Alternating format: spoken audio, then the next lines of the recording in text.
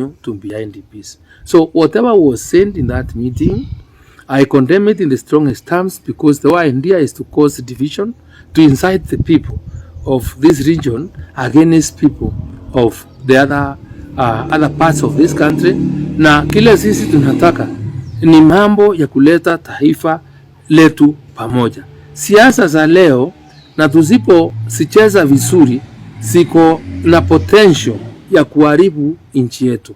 We should not forget that this country, where it was in the year 2007, was because number one of the leaders that permanently preached it, that permanently preached disobedience of the rule of law, and that permanently, after elections were announced, refused to accept the election results, and finally refused to subject themselves to the rule of law. So President Uhuru Kenyatta, in the standards by which you will be held accountable by the people of this country and the international community, is higher than anybody else. So what we would expect right now is to have a tone whereby we continually preach peace, where we continually preach the obedience of the law, where we continually preach or commit ourselves to building institutions that are able and ready to safeguard the integrity and the interests of this country, other than a situation whereby we find people vilifying institutions, vilifying courts, vilifying all parliament and anything else. So watu wetu kile nasema, Kenya ni yetu sisi sote, tudumishe amani, tuhubiri amani, and let's all remain peaceful despite the provocation, despite the blackmail that we are getting from war quarters, and say Kenya must remain united, we must one.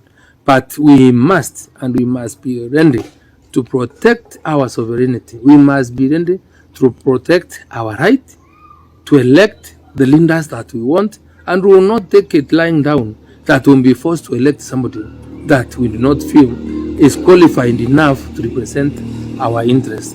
And I also want to remind the president that even as we try to preach hate, let it be remembered that this country in the year 2007, you are not a presidential candidate. You are supporting Uhuru Kenyatta, you are supporting Mwai Kibaki. William Ruto was not a presidential candidate. He was supporting Raila Odinga. And when the national account was signed, which we participated in building, we signed and we forget all these things so that we can heal the country. It is not necessary, it is not right to continually remind us of what happened that particular time, because each one of us knows and each one of us has some pain of what happened. So then faster we forget about it. Let us not evoke emotion. Let us not remind people of what is not necessary for now, and see and then get prepared on how we can build a better united Kenya.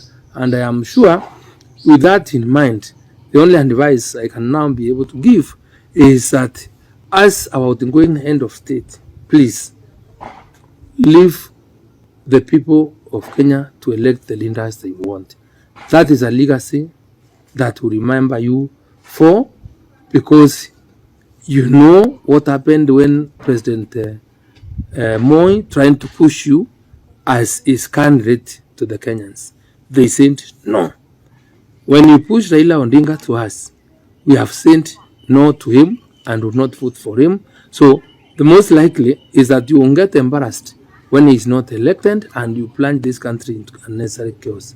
Thank you. Wakitungangana hapa, tukotini ziko, where we'll have now to deal with the issues of constitutionalism, of the bills that are being pushed through, where we shall deal with the environment under which law was being passed.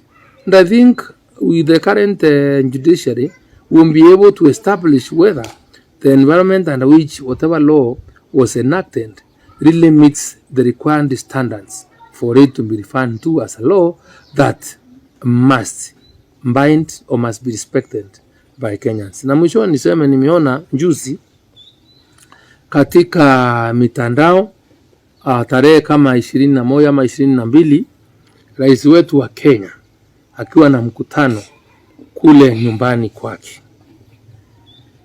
Mkutano wote ule ni kulingana na vile nimesikiza umekuwa ulihudhuriwa na watu na ambao yale mambo yaliweza kuongelewa kule ni mambo ambayo ama yale rais mwenyewe aliyaongea ni mambo ambayo yako na nia ya